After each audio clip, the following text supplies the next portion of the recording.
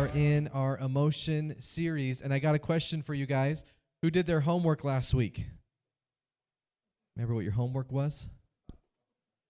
Your homework was when you feel emotion, to stop, drop, and roll.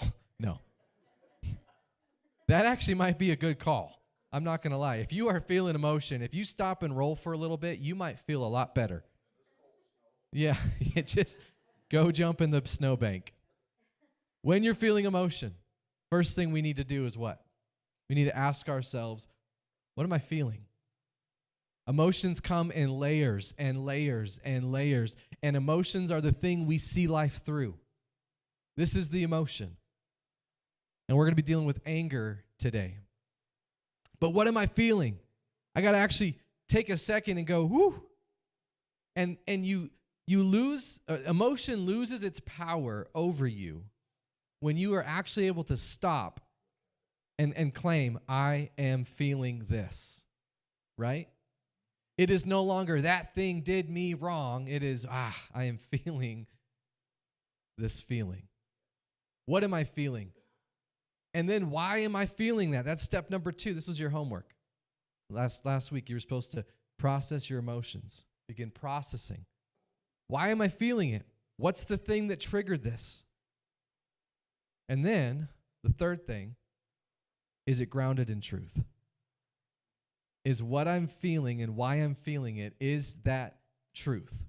Or is it my perception? Is it my opinion? Is it my fear? So simple, and yet so difficult. And here's the heart in this series. We will find freedom like we have never experienced before if we are able to manage our emotions rather than having our emotions manage us. And all the emotional baggage we carry through our life. We can't ever deal with that if we aren't able to say, what am I feeling? Why am I feeling it? And what's the truth about that feeling? And so this morning, we're going to be looking at anger. And real fast, I want to do a quick plug. A lot of this series has started or is birthed out of a journey that I've been on. And so if you are somebody who struggles with anger, and maybe right now you're like, I'm not sure. I'm going to be honest with you. I'll step on enough toes this morning. You will at the end. So this is a book that I want to suggest you get. This is called Anger, Taming a Powerful Emotion, and it's by Gary Chapman, the gentleman who wrote the 5 Love Languages. This thing is changing my life. You guys think, oh, Brandon, he doesn't struggle with anger. My son Hayden's like, yeah. Can I be honest with you? I don't know if my family has seen it yet, but I already have begun to see a difference in my life and in my heart and in my processing of situations that come up because of this book. If you want to get it, grab it. Anger. Anger is a powerful emotion. In fact, I would say it's probably the second most powerful. Love would be the most. Anger and fear, they're right there. Anger is a powerful emotion, and it affects each of us. Even my mom. I was talking to my mom. She's like, what if you don't feel a whole lot of anger? And then I went through a couple scenarios, and she's like, oh, maybe I do. Some people just don't feel anger, okay? I'm not one of those people.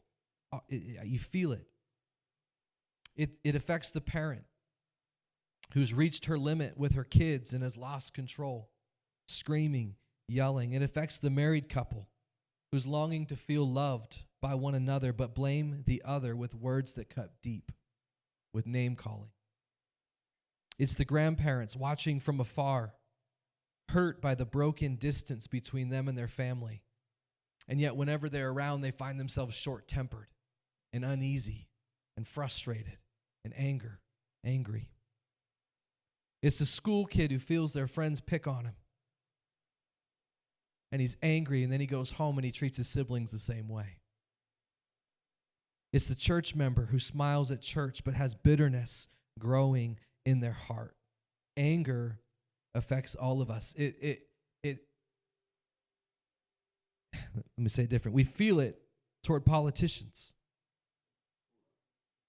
We feel it towards circumstances, family, spouses, siblings, coworkers, strangers. You ever been angry at a stranger? You don't even know who they are. I felt it this morning. They were going 40 miles per hour on the highway, and there was no snow. 39. You were going 39?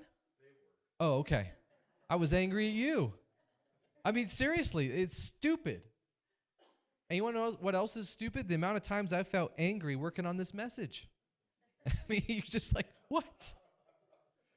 I snapped at my wife, and she's this. I mean, we're just opening up the window. You guys, if we're going to deal with our stuff, I'm just going to pour mine out for you.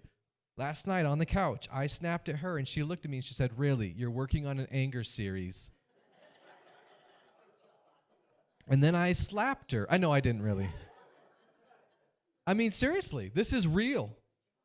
We feel it towards strangers, exes, parents, authorities. Feel it towards children.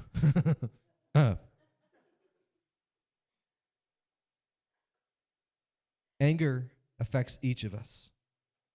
Did you know that 10% of homicides in the U.S. are considered crimes of passion? 10%. That's it. I mean, a homicide's a big decision to make.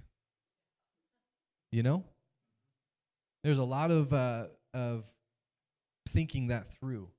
And 10%, 1 in 10, are just a snap, I am angry, and I went too far. 15% of all violent crimes are domestic violence, uncontrolled anger. 41% of women and 26% of men have reported a violence-related encounter with an intimate partner at some point in their life. Anger affects everybody. Uncontrolled anger has the power to destroy, abuse, damage, ruin, break. And so this morning, what I want to do is I want to ask the question, what is anger? And then we're going to look at why do we feel anger? And then what's the truth, right? And we're going to be working through this. And this is going to be a 2-part message. We're dealing with one part of anger today, and we're dealing with another aspect of anger next week. Because anger is too much. We're not going to fit it into one series. And you're not going to fit it into one book, but you should buy the book. Just putting it out there. What is anger? Anger is defined in the Webster's Dictionary as a strong passion or emotion of displeasure and usually antagonism excited by a sense of injury or insult. A strong passion or emotion of displeasure, usually antagonism excited by a sense of injury or insult. But I like this definition. This is Gary Chapman's definition. I'm going to throw it there. It's going to fall. Gary Chapman's definition is this: anger is the emotion we feel when something is not as it should be. I love how simple that is. Anger is the emotion we feel when something is not as it should be. You're going 40 miles an hour. I got to get to church. Right? Yeah, here they are. What's anger? It's just the emotion that I feel when I go, you are not driving the way you're supposed to be driving, which is a stupid thing to think because it's winter outside and I shouldn't be judging the way they're driving at all. Leave earlier. Here's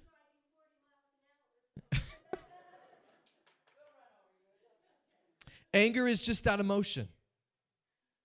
It's the emotion you feel when something is not as it should be. Every time I give my wife my wallet, without fail, the debit card or credit card is not put back where she pulled it out of. I don't understand. It's backwards, it's upside down, it's left and right. I can't even find the debit card after I've given her the wallet. Anger. It's the emotion that shows up when you're looking at something that's not as it should be.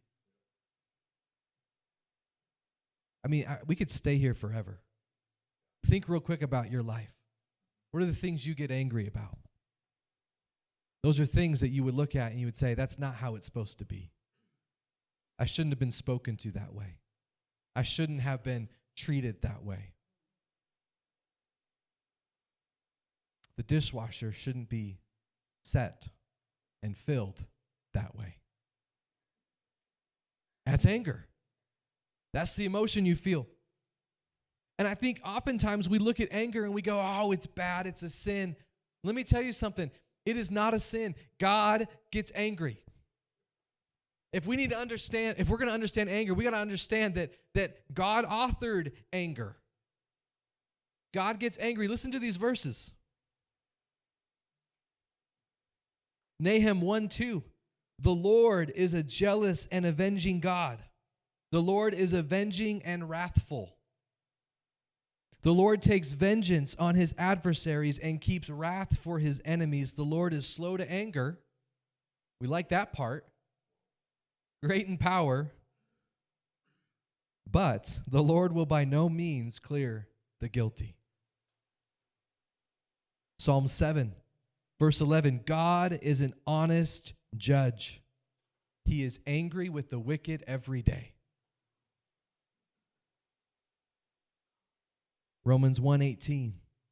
But God shows his anger from heaven against all sinful, wicked people who suppress the truth by their wickedness. God experiences anger. And here's why he experiences anger. Because he is a holy and just and righteous God. And in a fallen world, when you are a holy, right, and just God, the response to wickedness is, that's not how it should be. That's not how it's supposed to be. And I know a lot of times in life and in church, we love the merciful, gracious, loving, holy God. And he is. But we can never fully understand the cross if we don't understand that God's angry about sin. God is angry about sin. His righteousness is angry about sin. Why? Because sin is not how it should be. And anger is the emotion we feel when it's not how it should be. You go, well, that's Old Testament God. Jesus also got angry. Look at these verses, Mark 3:5. This is when Jesus was in the synagogue on the Sabbath.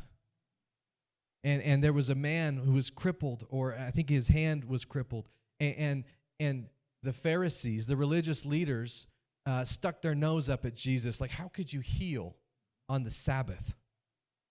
Sabbath is for rest. How could you heal? Listen to the verse. It says, he looked around at them.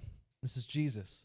He looked around at them angrily and was deeply saddened by their hard hearts. Or Mark 10, verse 13 through 14. This is a setting where the disciples are with Jesus and Jesus is teaching, and these parents bring these children to Jesus. And they want Jesus to pray over them and bless them. And the disciples go, what are you doing? You can't. You're bothering the teacher. Listen to Jesus' response. It says in 13, Mark 10, one day some parents brought their children to Jesus so he could touch and bless them. But the disciples scolded the parents for bothering him. When Jesus saw what was happening, he was angry with his disciples. Angry. Why? Because Jesus saw that's not how it's supposed to be. Let the little children come to me. We're not gonna withhold from them. That's how it's supposed to be. Jesus felt anger. Or when Jesus entered the temple, Matthew 21, verse 12, he began to drive out all of the people buying and selling animals for sacrifice. He knocked over the tables of the money changers and the chairs of those selling doves. He said to them, the scriptures declare my temple will be called a house of prayer, but you have turned it into a den of thieves. Why was Jesus angry? Because what they were doing is not how it should be. It's a house of prayer, not a house where you can make profit on selling animals for the sacrifice and turn it into a good capitalistic system. Jesus was angry. He felt an emotion when something was not how it should be. And I think we need to notice this too in Jesus' ministry. The primary times when Jesus feels anger, it is not at sinners. It is at religious spirits. The spirit that shows up and says, well, this is how we're going to do it. This is how we do it. Ha, ha, ha. Jesus doesn't show anger in his ministry towards sinners. He shows it toward the righteous who are religious, the self-righteous. Anger is the emotion you feel when something is not how it should be. And so what do? I'm feeling anger. I'm feeling perturbed. I'm feeling upset, frustrated, disappointed. What do we do with that? We got to ask ourselves the question, why am I feeling this way? If anger is the feeling I feel when I perceive something is not how it should be, I need to be asking myself, what is the thing that I think is not how it should be? Is it the vehicle that's driving in a way that I believe is not necessary, and so I am, superior to them, so now I'm going to, put my moral judgment upon them, behind them, and start honking my horn? It's interesting. You get cut off on the road, and I don't really have road rage. I really don't. But we all can have the moment. We get cut off on the road, and we get that little, and then the car jumps in and out of traffic, and you're like, what are they doing? And you got that judgmental opinion. What if you knew that they were racing to an emergency? Changes it. We have to know, why am I feeling the way I'm feeling? Just this morning, I got frustrated putting on my socks. You want to know why? I can get this sock on right here. No problem. I can do the flamingo. I can balance. I go to this left foot. Do you see the gap there? I cannot get my foot up to my hands, nor can I do it this way. I can't do it. You know how many times I have tried to put my sock on, and I'm just going around the room like this? Why? Because it's not how it's supposed to be. I'm supposed to be able to do this, not the chicken dance. And you get angry and you feel frustrated, or you lose your keys in the morning and you can't find them, and you guys are starting to feel it. We have to be able to look at, why am I feeling this way? What is the thing that I'm feeling? Because the truth is, oftentimes when you're frustrated about the sock won't go on the foot, you never take it out on the foot or the sock. You take it out on your family. You're really mad about the fact you can't get your sock in your foot, and you're 35 years old and you should be able to be more flexible on that side of your body. But what happens is you take it out on your family. You snap at your spouse. You snap at your children. You snap at whoever. We have to be able to go, okay, what am I feeling? Why am I feeling it? Anger is the emotion I feel when I perceive something is not how it should be. Should be. You know what's interesting? If you are a black and white thinker, you think in absolutes, I'm just going to project this, maybe I'm wrong. You probably struggle with anger. And here's why. Because in your world, something is either as it should be or isn't as it should be. There's no other option. And if someone's folding the towels, there's a right way to fold the towels and there's a wrong way to fold the towels. And guess what? I can almost bet they're doing it the wrong way, and guess what you're feeling about it? Anger. Are we getting to the toes yet? Hey, I opened up my heart. Now we're going into yours. Black and white absolute thinking is a wonderful skill, but it has to be managed. And the world has a whole lot more gray than black and white thinkers want to make it. Absolute thinking leads, or is a ground, a fertile ground for anger. Maybe you don't know if you struggle with black and white thinking. Let me ask these questions and you tell me if you do. Do you struggle when someone else loads the dishwasher or folds the laundry?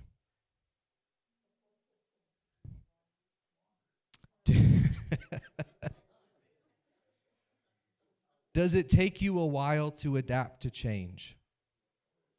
Because the old way was right. Do you evaluate and critique the people around you?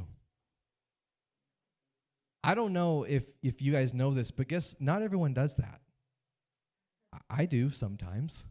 Not everyone is. If you do, it could be that there's a little bit of absolute thinking going on. Have you ever said, or do you often say, that's not how you do it? Maybe you're exceptionally good at following the rules. That's where it's beautiful. People who think black and white, man, that's the rule. You don't deviate from that rule. I admire that because I love to break the rules. Not in a sinful way. I just love, busting through the norms and pushing the boundaries. I love it. You might have a lot of opinions and think they are right if you have black and white thinking. And so we have to be asking ourselves, I'm perceiving this thing is not as it should be. And then the question really becomes the next question. What is the truth? Is this thing actually the way that I'm thinking it is? Is it really wrong for that person to drive 40 miles an hour in a negative 10-degree temperature on snowpack roads? Probably not. Maybe I'm wrong. And so as we go through this emotion, what am I feeling? Why am I feeling it? The last thing that we need to be doing is we need to be asking ourselves, what's the truth? What is the truth? Because when you're looking at how something should be, you are looking from your perception. Or you're looking from your opinion. Or you're looking from your bias. I don't know about you, but I grew up with table rules. Doing the mic thing again. You guys ever done, table manners? Okay, it's a thing that went out the window about the time I got out of high school, I think. Either that or I moved out. But I grew up with table manners. Okay? Table manners affect the way I was raised. It affects the way I perceive life today. And there are times when my kids will be chewing with their mouth full and talking. Chewing with their mouth full. That's funny. They'll be talking with their mouth full. And guess what I will feel inside of me? Anger.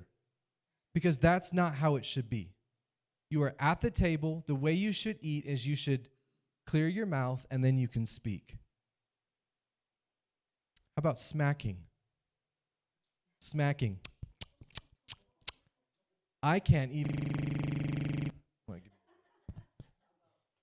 even hardly hear myself chew my own food because it drives me so crazy. And I have this beautiful, beautiful daughter. She is, I don't know what's going on. Hello.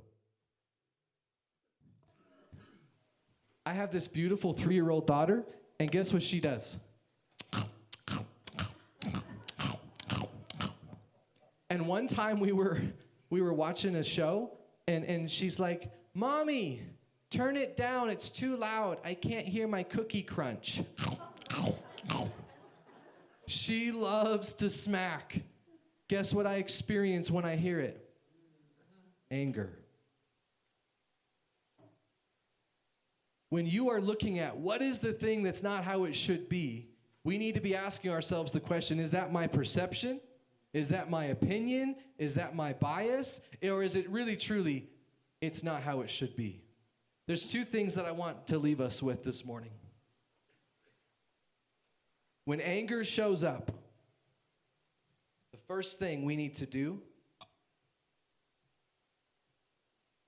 we need to pursue understanding. Pursue understanding. Look at this verse in Proverbs 14.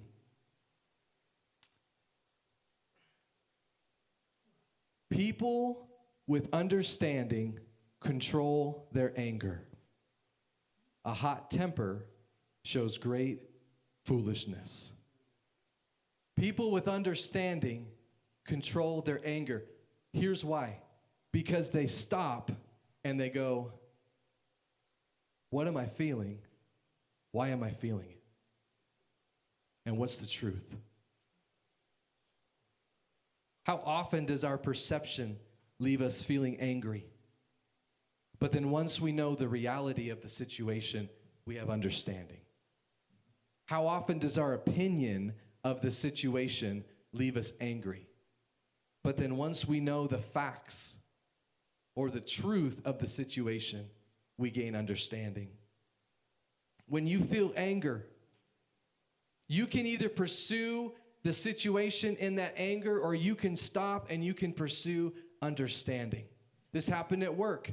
There was a situation. I immediately put an assumption on the matter, and I was feeling angry about it. And then I had a conversation with the individual, and guess what I gained? Understanding. And guess what? We were on the exact same page. I just didn't have all the pieces. A person with understanding controls their anger.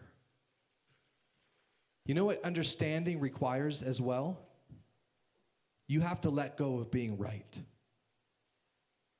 You have to let go of being right. It's not how it should be. That's how you do it. And if you stay right there in that place and you never allow a moment of understanding to happen, guess what? You will be wrong and angry.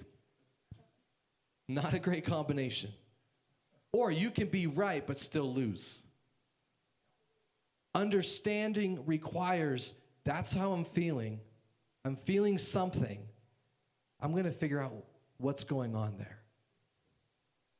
Relationally, it requires the ability to say, hey, I'm feeling this way, but I want to understand what's going on. That's huge. But we don't do that. We just go, ugh. And then we go talk to somebody else. Don't we? A person with understanding controls their anger. A hot temper looks foolish.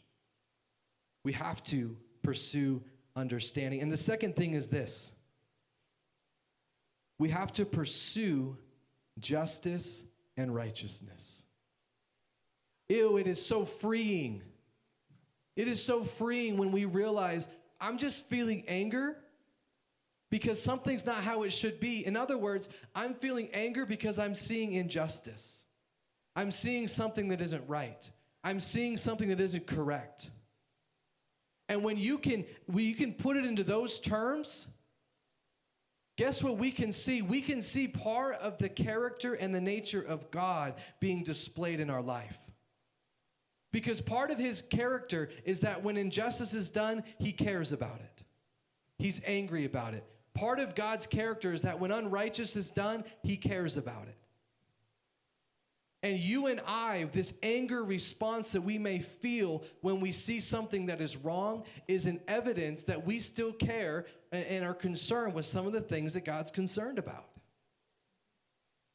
I was amazed at this thought.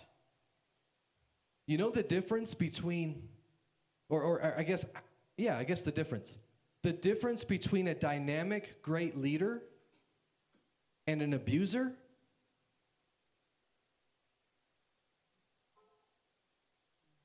Whether they controlled their anger or not. Because see, a leader sees something that's not right. That's wrong. I'm going to do something about that and I'm going to fix it. And there's an anger toward it, but then it's moved in a direction of making it right or leadership. An abuser says, that's not right, I'm going to do something about it, and then he attacks the thing. Man, let me tell you something. You are created for leadership.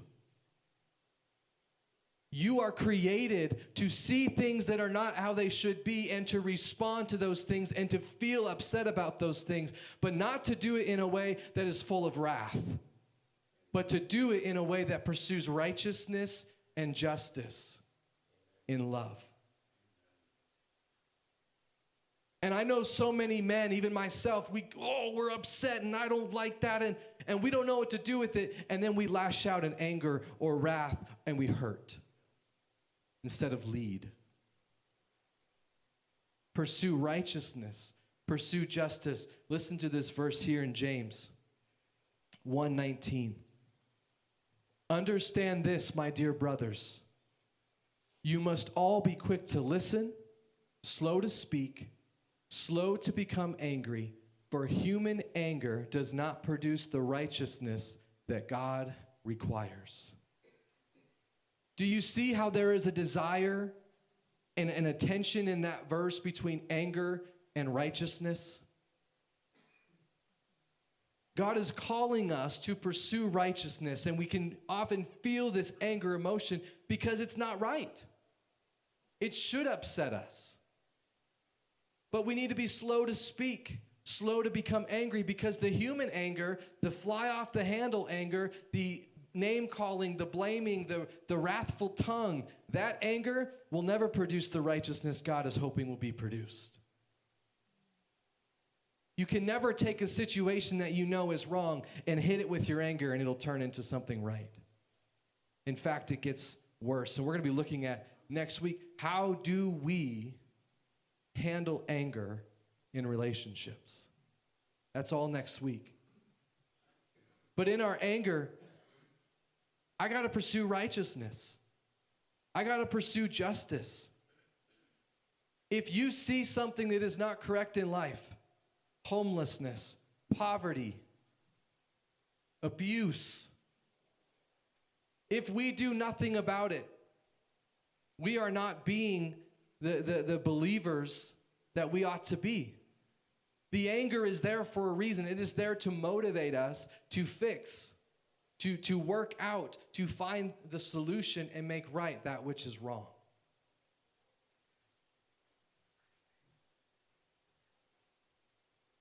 Micah 6:8 says this, "Know, O people, the Lord has told you what is good, and this is what the Lord requires of you, to do what is right and just, to love mercy and to walk humbly with your God." If God is truly a righteous judge, if he's truly just, if anger is the emotion we feel when we see something that's not how it should be, then the two questions we really need to ask is, what we need to seek is, I got to seek out understanding here. And I got to seek out what is just and what is right. Otherwise, I will be led by my anger.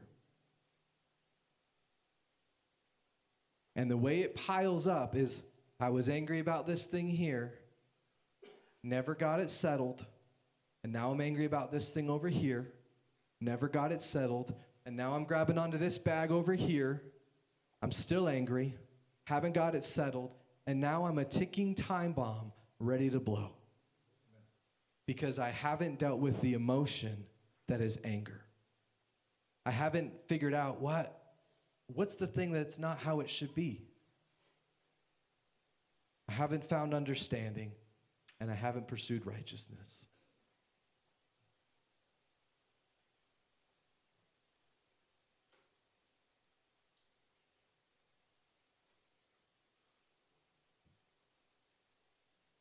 Psalm 139. Search me, O God, and know my heart. Test me and know my anxious thoughts.